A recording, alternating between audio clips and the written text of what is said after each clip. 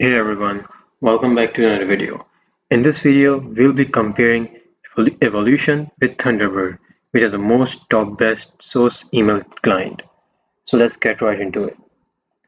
So Thunderbird is known for its clean interface and user-friendly setup, while Evolution is more integrated with Linux desktops, making it a great choice for Genome users, but it is slightly intuitive for beginners. If we talk about customization and features, Evolution comes with built-in calendars, tasks, contact management, making it a full personal information manager, which is also known as PIM. Thunderbird, on the other hand, supports add-ons, themes, and encryption tools. So if you love customization, Thunderbird definitely wins. Now, if we talk about performance and compatibility, Thunderbird basically works on your Windows, Mac OS, and Linux, while Evolution is mainly for Linux. Evolution integrates seamlessly with Genome while Thunderbird offers cross-platform compatibility. Now if we talk about security and privacy, both offers PGP encryption and strong privacy settings.